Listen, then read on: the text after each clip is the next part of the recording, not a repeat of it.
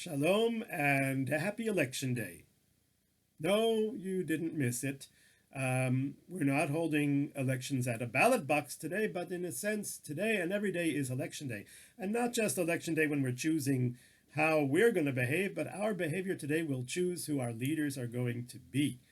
In this week's Parsha, Parshat Shoftim, we have a couple of mitzvot that I'd like to discuss. One of them is a prohibition of planting an Asherah tree next to the altar of God in the sanctuary. An Asherah tree is a tree of idolatry that people pray to. Why would I think that anyone would want to put such an item in the sanctuary, in the tabernacle of God? Who would ever dream to put something there? After all, if we're looking for spirituality and faith, the sanctuary with the Kodesh HaKodashim, with the altar, these are all quite sufficient. Who needs an Asherah? And then the rabbis have an interpretation which is even stranger. What do the rabbis say? That because this isur, this prohibition of putting an Asherah tree in the Mishkan, comes right after the rules of a judge who's not allowed to take a bribe, for example. So the rabbis say that anyone who appoints an unfit judge is as if he has planted an Asherah tree next to the altar. What is the comparison? And we're comparing it to something which we don't understand to begin with, why anyone would think to put such a tree. Then we have later on in the Parsha the commandment to appoint a king. If the people say, I shall place upon me a king like all of the nations, so the Torah says, you shall appoint a king. There's only one real limitation, that you cannot have a king who is not of your brethren, who is not of the people of Israel. And the Torah phrases it in an interesting way. It says, Lo tuchal, you are not able to appoint such a king. It doesn't say, thou shalt not appoint a king who is not of your brethren. It says, you're not able to appoint a king who is not of your brethren. That's a strange phraseology. If it's a prohibition, say that. It's forbidden, say it straight out. Why? You will not be able. And perhaps the biggest question that many of the commentaries ask is, if this is a mitzvah in the Torah, so then generations later, when the people came to the prophet Samuel and they did exactly this, they said, oh dear prophet Samuel, we want to have a king like all the nations, a king to judge us like all the nations. So Samuel doesn't say to them, Yasher Koach, you want to fulfill the mitzvah in Parshat Shoftim. He doesn't say that. He says, bad idea. And he gives them a whole speech why it's such a terrible idea. And God is your king. What do you need a king like this for? And the whole speech. Why is he so upset? Aren't they simply seeking to fulfill a Torah commandment of placing a king?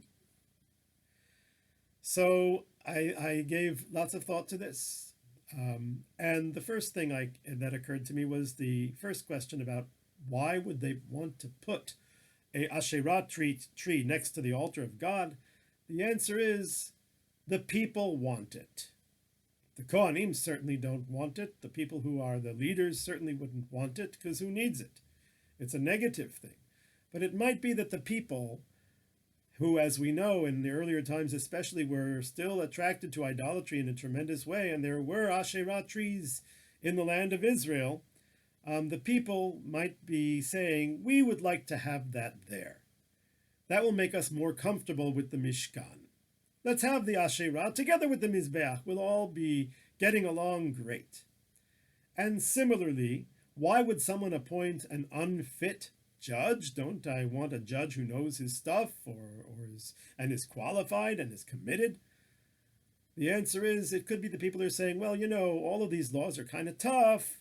Let's get a judge who's a little more lenient, a judge who's going to give us decisions that we can really live with. And it's the same psychology. Basically, take our Yiddishkeit and make it a little bit less intense, a little bit easier, a little bit more user-friendly. And if we put the Asherah, we'll attract a lot more people to the Mishkan, because there are a lot of people who like the Asherah and who don't really care for the Mishkan. But if there's an Asherah in the Mishkan, they'll come. You'll bring them closer. The Torah says, don't do it. Because there's a difference between bringing people close to Yiddishkeit, making Yiddishkeit user-friendly, as opposed to falsifying and distorting Yiddishkeit. Once you put an Asherah tree, you've destroyed the whole thing. Why? Because the people who come in are going to say, these Kohanim who put this Asherah tree Now, I happen to like an Asherah, but obviously these Kohanim who put an Asherah, they obviously aren't so sincere in their Judaism because they know that it's forbidden, that they're doing it anyway. So then why should I believe them? Why should I respect them? Why should I learn from them about anything? You're basically destroying the whole system. The rabbis say that any town where everybody loves the rabbi, so that's not a good thing because it means the rabbi doesn't rebuke them. The rabbi doesn't correct them when they sin. So that's no good. The Megillah Esther says at the end that Mordechai was liked by most of his brethren. Not all, but most. Why most? Because there were some who said this Mordechai, he's too frum, he's too religious, he's too strict. We're not happy with all of that. He should be more user-friendly, as it were. So that's a good sign. That's a sign that Mordechai was doing his job. The great Rabbi Yisrael Salanter once said, I think it was Rabbi Yisrael Salanter once said, that any rabbi that is loved by everybody in the congregation is not a rabbi. As we said, he doesn't rebuke them, he doesn't correct them. But any rabbi who is hated by everybody in the congregation is not a mensch. You definitely need to be user-friendly, but you need to be authentic. You can't be compromised in saying, well, I believe it, but I'm willing to look the other way on certain things in certain circumstances. When it comes to your synagogue, when it comes to your Beit Din, when it comes to your Mishkan, they have to be authentic. So that, I think, is by way of introduction. So the phrase, lo tuchal, you are not able to appoint a non-Jewish king who is not of your brethren. That's an interesting phrase. Why you're not able? It's interesting. I took my children yesterday to Herodion, the great palace of Herod, and where he's buried on the outskirts of Jerusalem.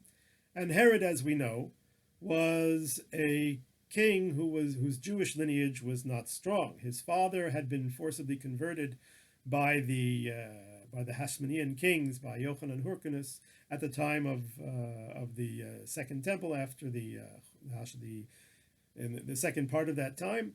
And his father converted, and Herod was born to converts. He was not lineage-wise Jewish more than that.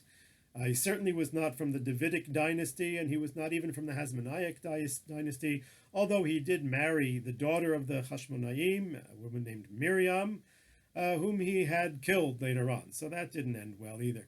The rabbis, so my kids ask, how do we look at Herod? Was he a good king? Was he a bad king? And so I say to them, listen, the rabbis were not pleased with Herod. There are too many things that he did that the rabbis were very unhappy with. The one thing that he did that they liked was that he built the Beit HaMikdash. That's true. So that's the spirit. The rabbis in general are not pleased with Herod, and it could be that this mitzvah is a prophecy, that you won't succeed if you appoint someone like Herod, because it's just not going to work. Because Herod is going to do damage, and he did a lot of damage. Perhaps the greatest damage he did was that he brought Rome into the picture, and we all know how that ended. The Katav Sofer gives an interesting explanation about this, lo tuchal, you're not able. And he says, and this is a very important concept, that a king has two main jobs. The first job of the king is to maintain order and justice within the people, to be a judge to them, to keep the people and society functioning in a healthy manner. The second area of responsibility of the king is to protect the nation against external enemies, foreign armies, and would-be conquerors, to protect the state, as it were. The Torah is clearly interested in a king for reason number 2, to protect the state and the integrity of the Jewish nation. That's why the Torah wants a king. Not because of the first one. Because the first one, we don't need a king. We have judges. We just started off the parsha with judges. We have Nevi'im who tell us right from wrong. We have rabbis who show us the way to keep the Torah mitzvot. So our society should be fixed, not from above by a king, but from below, from the people, having judges and having rules and having a system that works and that supports honesty and Torah and mitzvot. But it's the second reason, having a king to protect against enemies. That's why we want to have a king. That's why the Torah gives us this mitzvah. And that's why the Torah says you shall not appoint. You won't succeed. It won't work if you appoint a non-Jewish king. Why? Because who is going to protect the people? The people themselves who trust, who know that they are the ones who are at the front lines. Our army, the Israel Defense Forces, Tzahal, is one of the strongest in the world. Why? I don't know that it's because we do push-ups more than anyone else. I don't think that's it. It's because we know that we're fighting for our homes, for our families, for our people. And therefore there is no greater motivation than that. And a Ish Nochri, a non-Jew, as sympathetic as he may be, will never feel that visceral need to defend home and hearth. Therefore, if you were to take an army, a division of soldiers from Tzal and send them to fight for some other nation in a faraway war, I don't think they'd be so great, to be quite honest with you, because they're not fighting for home and hearth. And that's why the Torah says, Lo tuchal, it won't work. It won't work. He won't successfully defend the people. And this is exactly the mistake that the people made when they asked Shmuel for a king. They didn't ask for a king to protect them against external enemies. What did they ask for? L'shoftenu kechol hagoyim, to judge us like all of the nations. In other words, they wanted it for the first reason, that the king should be the judge. The king should be the one who makes the laws and makes the rules. And to that, Shmuel got upset and he said, wait a second, what have we been doing until this time? We've had judges who weren't appointed by anybody. The people recognized these people as tzaddikim who had the word of God, and they came to them and they taught them, and the people lived according to those rules. And when they were weak, when there was no longer a judge, then the enemies came in and a new judge had to come, bring the people back and save the situation. And so Shmuel is saying to the people, if you want the Shoftenu to be judged, this comes from you, not from a king. You have to want Torah. You have to want this lifestyle. And Shmuel saw, according to the Katav Sofer's explanation, Shmuel saw in this request a rebellion against the Torah way of life, the Torah way of having a state. And that's what bothered him. Had they asked him for a king to protect us against Ammon and Moab and Edom and Mitzrayim and Ashur, that would have been different. Then Shmuel would have said, Yasher Koach, that's what the mitzvah is. But that's not what they asked for. You know, there's a Gemara in Bava Kama that says that when the shepherd gets angry at the flock, he makes the goat that goes in front blind, so that all of them follow. Now you'll notice that the Gemara is saying that when the shepherd gets angry, not at the leading goat, but at the flock. Because the leaders that we get are a reflection of us. If the people demand an Asherah by the Mizbeach, if the people demand a judge who is not appropriate, who is unfit, who's going to make things easy for them and say, okay, you don't have to keep that, you don't have to fulfill that. If the people are going to ask for a king, l'shoftenu kechol hagoyim, to judge us like all of the nations of the world, so that we'll be a nation like everyone else with all of their philosophies and their ethics and not our philosophies and not our ethics, so that's going to end badly. But that comes from us. Therefore, the choices that we make, how we live our lives, if we are honest, if we are decent, and if we are committed to Torah, committed to mitzvot, then we will get leaders who will reflect those values, and they will lead Am Yisrael el hamenucha ve'el hanachala, to the peace, to the inheritance, to good things. So congratulations, it's election day. Let's make our vote by how we live our lives. Shavua Tov, Chodesh Tov.